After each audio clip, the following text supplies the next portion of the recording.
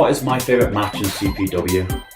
For me, this is quite difficult because I've been at CPW now for 6 years, so since 2014, and I've been blessed to have so many great matches at CPW. So many. Just to single one out would be very difficult for me to choose. So I'm going to do one for every year I've been at CPW. So starting in 2014, I'm going to go with me versus Alexander Windsor, who later became Seth Skyline, who later became Scott Oberman, who later became my brother in arms, my fellow soldier of fortune, one half of the Merseyside Murder Squad, who later became Mercenary Squad due to legal reasons.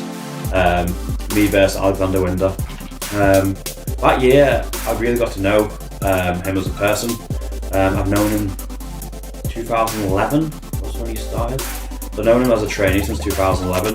That year, he started coming on the road with me, he started travelling around, and I really got to know him as a person. And I think it's the last show, December, I can't remember what it was called. It was, he got his first singles match in CPW. I think that might actually be his debut in CPW, him versus me. And it was good just to see his progress that year and experience progress firsthand in a match against me, and I really enjoyed the match. Next, 2015. I'm going to go with me and Mr. Richards, the first one I ever had. Funny story about that day. Well, it's not funny, it's quite tragic. My cat died just as I was about to get in the car to go to a show. Like, my cat was 18 years old, so I had him from when I was a kid. So 16 years I had that cat, and I was absolutely devastated.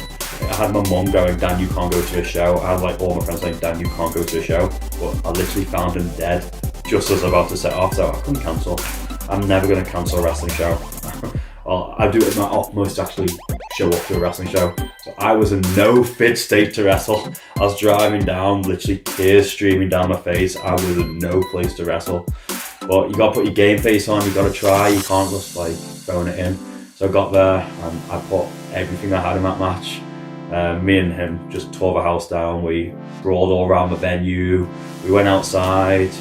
I took a body slam on the concrete because I just didn't care if I lived or died at that point. And I really enjoyed that match. It's one of my favourite matches I've ever had. And I've never wrestled Mr. Richards at the time. I've never actually seen him wrestle that much at the time. I saw the occasional match he did.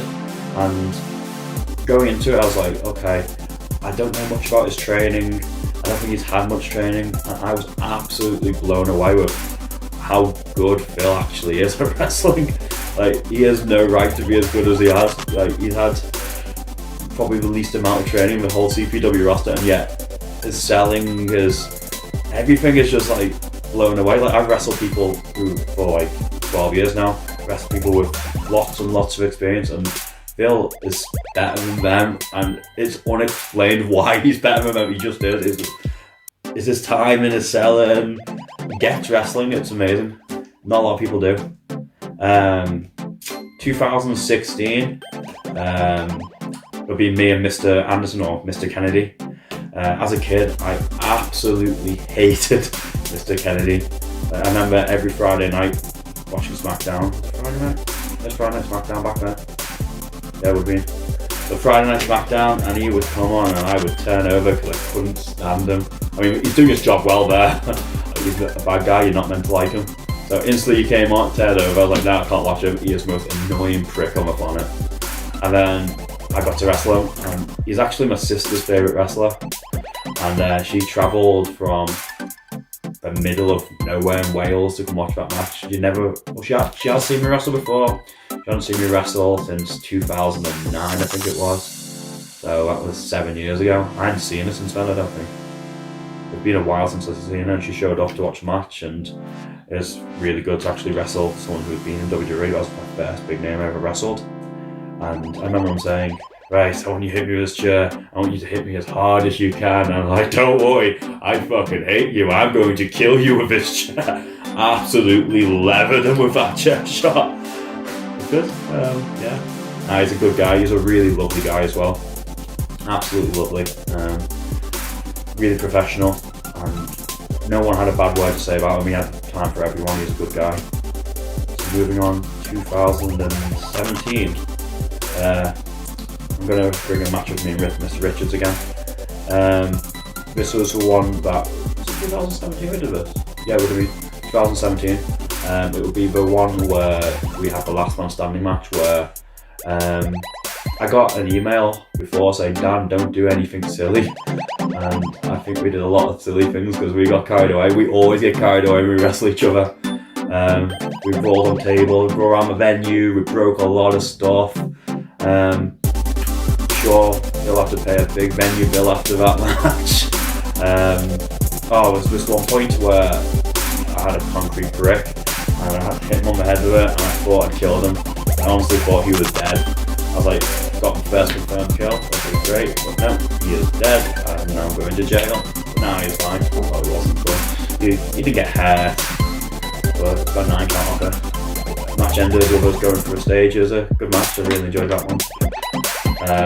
It was actually, I think it was the night before my birthday as well. It was the night before my 26th birthday. 25th birthday. And I remember travelling back home on my birthday. It was nice. Last match I've been 24. What was 24? Yeah. 2018, my favourite match of 2018 will be me versus Nick Aldis for the NWA Heavyweight title. Leading up to that match, I was on tour, so I was wrestling every single day. I can't remember how many matches it must have been, but I must have been on something like 40 matches and something mad like that. And I was absolutely broken. I remember every match I was doing, I thought I was going to get hurt, and I just couldn't get hurt in this match because this is like the biggest match of my life. So I was like wrapping myself in bubble wrap. I was like, I cannot get hurt. And I was absolutely terrified for a whole tour. And then Megason were really good to me at that point because I was terrified. They could tell I was terrified, so they didn't make me do too much. They let me have easy nights.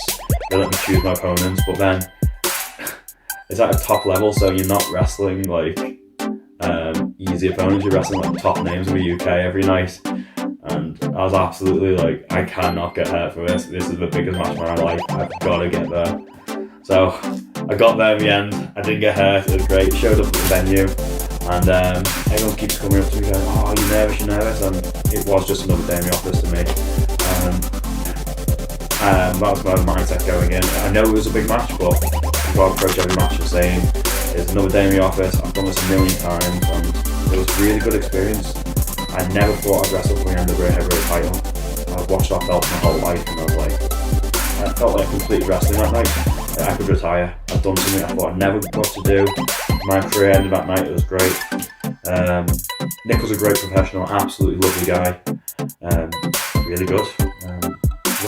The worst part was, I got there before him. He did a seminar and he went back to his hotel to chill or something, or get food, I don't know. But he wasn't there, so I'm there going, yeah, this is business as usual. Pumped up. Just listened to some music, got some food. And then he shows in and he is fucking massive. I met him about 8 years ago. 8, 9 years ago. It would have been 8 years ago. And he's pretty big then. But I mean, he's sitting in the crowd because I saw I was at an FWA show. He just showed up randomly. And he walked through the door and he was massive. I was like, oh god. Like, he was at least 4 times the size of me. Biggest human ever. That was a good experience. 2019. It's a match I've talked about a lot. It's me and Scott Overman versus the City Boys, Morris and Bashby. These are 2 products of CPW Academy, and they absolutely tore the house down. They did absolutely everything. They're amazing that night. They hit the ball out of the park. They're absolutely incredible. I can't sing them enough praises about it because they did better than everyone we wrestled during my title run. We wrestled people who've been wrestling so much longer than them, with more experience than them, but those 2 did the best. And there's absolute credit to the training school on them. It was a really good match. One of those matches I actually watched back quite a bit. It was a good match. So yeah, but I don't know, should I do 2020? I mean, we've only done a handful of matches. Should we conclude it there? If I was going to say 2020, CPW probably will be my match with T-Bone at the Over 16 show in the Brewery House. Don't really? Don't know. Sorry, can't remember. Too many shots to the head. Yeah, that'll probably be my favourite match in 2020. T-Bone's like one of my best friends, and it's just good to be in a ring with one of your best friends. Especially when we just go around battering each other, unnecessarily hurting each other around a very cold venue. Yeah, it was a good time, good memories. So, guess that's my favourite matches in CPW. I hope you enjoyed this, and I'll see you later.